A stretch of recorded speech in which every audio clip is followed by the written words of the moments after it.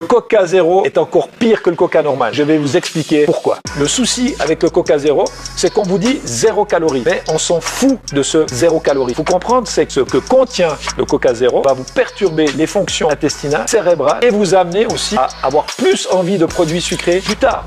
Il y a un gros débat sur ça, quand j'argumente, ça supprime mes commentaires. Alors on va analyser les deux camps et je vous dis mon avis de diététicien à la fin de la vidéo. Alors déjà on sait que l'excès de sucre, c'est mauvais pour la santé. Risque de carie dentaire, obésité, maladie cardiovasculaire, diabète, maladie du foie gras. Donc non, pour le coup, on s'en fout pas des calories des sodas. Sur les boissons sucrées, finalement, on le sait depuis longtemps que c'est pas l'idéal pour la santé. Mais que se passe-t-il alors si on remplace les boissons sucrées par des boissons édulcorées? Ça se montre efficace pour perdre du poids, puisque les édulcorants dits intenses, ça apporte pas de calories. Logique.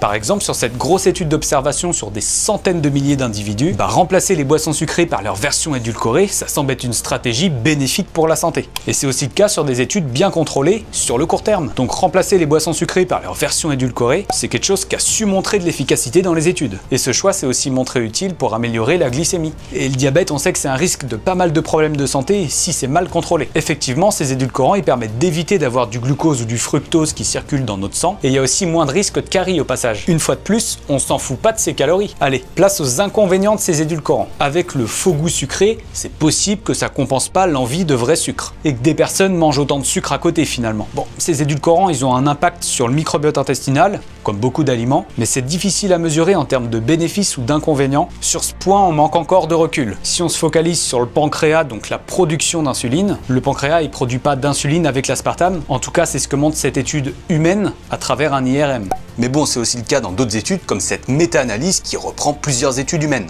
Donc il y a des édulcorants comme l'aspartame qui restent controversés, mais il y a des doses qui sont étudiées pour avoir des grosses marges sur les humains. Par exemple sur l'aspartame, comme le rappelle notre agence française appelée ANSES, la marge est de 9 canettes de soda light par jour pour un individu de 70 kg. Après, en réalité, sur la classification CIRC, qui évalue les éléments cancérigènes, l'aspartame il est classé au groupe 2B, soit 1 grade de risque encore en dessous de la viande rouge pour info. Enfin, les sodas comme le Coca, même light, ça contient beaucoup d'acide phosphorique, ce qui est pas top pour la santé dentaire dans tous les cas. Enfin, notons que l'OMS déconseille l'utilisation d'édulcorants comme une stratégie pour gérer son poids à long terme, à l'exception des personnes ayant un diabète préexistant. Et il conseille de s'habituer à réduire le goût sucré dès le plus jeune âge. Pour conclure, je conseillerais un verre max de boisson sucrée par jour, ce qui correspond quand même à 3 pierres de sucre. Si c'est des édulcorants, je conseille pas non plus d'en boire 1 litre par jour, vu qu'on manque de recul. Mes alternatives favorites, les boissons saines comme le kéfir, kéfir de fruits, kéfir de lait, ou encore le kombucha, des boissons fermentées qui existent avec plein de goûts différents, mais qu'on peut aussi faire maison. N'hésite pas à me rejoindre et à partager si ça t'a éclairé. À bientôt, c'était Landry.